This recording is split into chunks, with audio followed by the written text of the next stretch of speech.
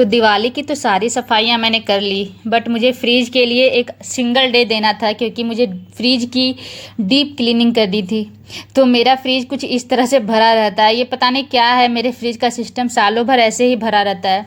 अब पता नहीं मैं क्या ही रख देती हूँ, लेकिन मेरा फ्रिज है जो है वो सिंगल डोर है, मतलब डबल डोर नहीं है। तो जो भी मैं चीज़ स्टोर करती हूँ ना, जैसे मैं लगभग 1 वीक की सब्जियाँ लाती हूँ तो सभी को स्टोर करती हूँ।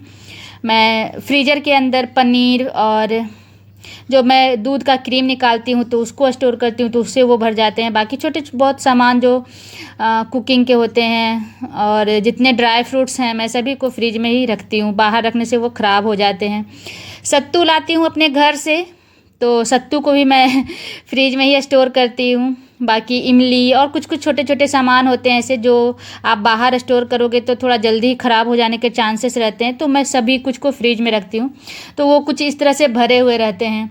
तो जब इस तरह से भरे रहते हैं फ्रिज, तो साल में 3 मतलब हम लोग हर मंथ तो क्लीन करते ही हैं, मतलब सारा सामान निकाल के तो नहीं, लेकिन जिस तरह से मतलब हटा करके साफ़ तो करते ही हैं। बीच बीच में कभी कभी पूरा सामान निकाल करके भी मैं साफ़ करती हूँ।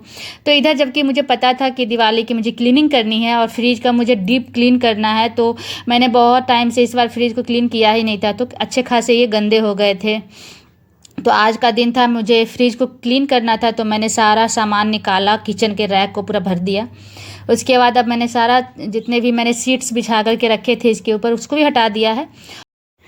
और जितने उसके ग्लास वाले रैक हैं, तो मेरा जो फ्रिज है ना उसका जो रैक है वो ग्लास का है पूरा, तो मुझे थोड़ा संभाल के करना होता है। तो ये मैं क्लीनिंग ही कर रही हूँ जब बच्चे मेरे दोनों स्कूल चले गए हैं, हस्बैंड ड्यूटी चले गए हैं, ताकि मैं बिल्कुल भी डिस्टर्ब ना होऊं। क्योंकि बच्चे घर पर रहते हैं तो उन लोगों को हो जाता है क्या कर रही हो मम्मा, तो थोड़ा सा उछल कूद करने लगते हैं ना। तो मुझे डर था कि फ्रिज का जो ग्लास वाला रैक है वो टूट ना जाए, क्योंकि मुझे पता नहीं कि वो अलग से फिर मिलते हैं कि नहीं। तो यहाँ पर मैंने सभी को अच्छे से निकाला। उसके बाद अब मैं इन सभी को अच्छे से रगड़ करके बेसिन में क्लीन करूँगी। तो सबसे पहले इन सभी को सारे रैक्स को मैंने निकाल लिया। अब मैंने बेसिन में रखा है, एक एक करके मैं सबको स्क्रबर से विम बार लगा करके ही रगड़ करके बाहर धूप में मैंने एक बेडशीट बिछा दिए हैं, उसके ऊपर डाल दूंगी ताकि ये अच्छे से ड्राई हो जाए। और एक बार धूप लग जाने से थोड़ा होता है कि अच्छे से ड्राई हो जाते हैं तो थोड़ा अच्छा रहता है, क्योंकि इसका जो साइड में वाइट पार्ट लगा हुआ है ना, उसके अंदर भी वाटर जाता ही होगा ना, तो थोड़ा मुझे लगा कि एक बार अच्छे से ड्राई कर दूंगी। तो बस यहाँ पर सबसे पहले मैं इन सभी को अच्छे से वॉश कर रही हूँ। और बेसिन मेरा इतना बड़ा है कि एक बार में एक रैक क्लीन हो जाता। तो बस इन सभी को अच्छे से मैं पहले क्लीन कर लेती हूँ।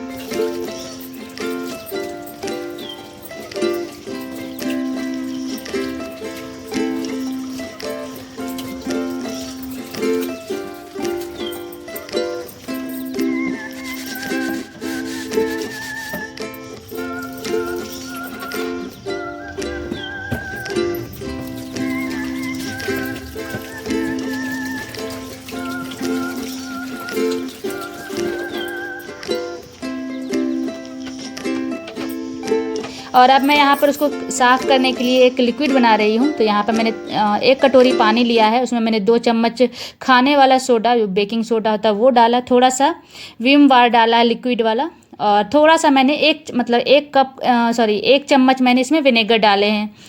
तो बस इन सभी को अच्छे से मिला करके अब मैं पूरे फ्रिज में इसको एक सॉफ्ट स्क्रबर के सहायता से इसको मैं अच्छे से लगा दूँगी।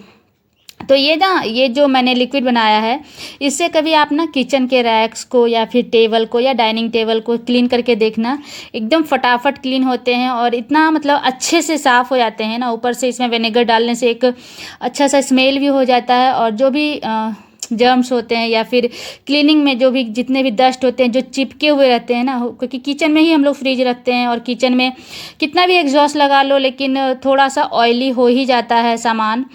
तो जो ये लिक्विड है ना, ये जितने भी ऑयली चीज़ें होते हैं ना वो उसको अच्छे से क्लीन करता है। तो मैंने स्क्रबर से ही पूरे फ्रिज में इसको अच्छे से रब कर दिया, हल्के हाथों से ही, क्योंकि फ्रिज के अंदर का मैं सामान को उतना मतलब उतने ज़ोर से तो नहीं रगड़ सकते हैं, उतना गंदा होता भी नहीं है कि आप इसको एकदम ज़ोर से रगड़ो। और इसी लिक्विड से जो साइड के रबर होते हैं ना, फ्रिज का जो साइड में रबर होता है उसको भी मैंने लगा दिया है ब्रश की हेल्प से। पहले मैंने लगा दिया स्क्रबर से, उसके बाद मैंने ब्रश से हल्का रगड़ दिया है। तो एकदम मतलब फ्रिज जो है ना एकदम लग रहा था जैसे न्यू ही हो गया है। तो यहाँ पर मैंने सभी अच्छे से लगाने के बाद फिर मैंने कपड़े को गीले कर कर के मुझे पोंछना था, मतलब कपड़ा को गीला कर कर के पहले मैंने 2-3 बार इसको अच्छे से पोंछा। तो जितने भी साइड्स हैं रबर वाला जो साइड होता है, आप ध्यान देना अपने फ्रिज में भी, वो ना बहुत ही गैप्स में ना बहुत ही ज़्यादा गंदा हो जाता है। तो मैं तो मतलब मतलब ध्यान देते रहती हूँ, क्योंकि वो गंदा हो जाता है ना तो मुझे अच्छा लगता नहीं है, इसलिए मैं इसको बार बार क्लीन करते रहती हूँ। लेकिन इधर क्योंकि मुझे सफाई करनी थी, डीप क्लीनिंग, तो मैंने छोड़े हुए थे, इसलिए आज मैं सभी को एकदम अच्छे से साफ़ कर रही हूँ। तो मैंने जब रगड़ लिया सब चीज़, उसके बाद फिर कपड़े को गीला किया। तो कपड़े को गीला करके सबसे पहले मैंने सारा जितना भी रगड़ा था, जितने भी फॉर्म थे, क्योंकि विम लिक्विड को यूज किया था मैंने, तो उसको मतलब थोड़े बहुत तो फॉर्म हो ही जाते हैं ना, तो उसको अच्छे से पहले साफ़ किया। तो अंदर को मतलब अंदर वाला पूरा एरिया को साफ़ किया मैंने।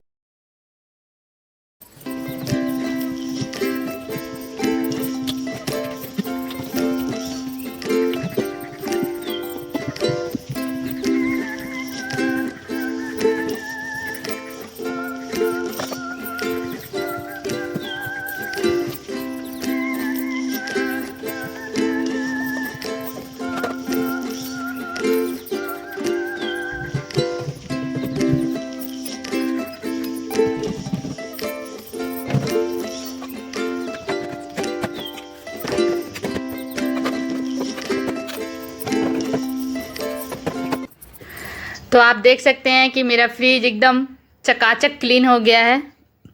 तो मैंने अभी जितने देर मैंने फ्रिज को क्लीन किया ना, तो मैंने उसको स्विच ऑफ करके क्लीन किया। अब मैंने स्विच ऑन कर दिया है, सारा कुछ एकदम नीट एंड क्लीन कर लिया, फिर से मैंने इसमें अरेंज कर दिया है। तो फ्रिज मेरा एकदम चकाचक हो गया है, दिवाली के लिए रेडी। तो वीडियो कैसी लगी है कमेंट बॉक्स में बताइएगा। अगर अच्छी लगी है तो प्लीज़ चैनल को सब्सक्राइब कीजिएगा। अगर फेसबुक पर देखते हैं तो पेज को फॉलो ज़रूर कीजिएगा, और कमेंट बॉक्स में बताइएगा कि कैसी लगी है वीडियो। Bye bye.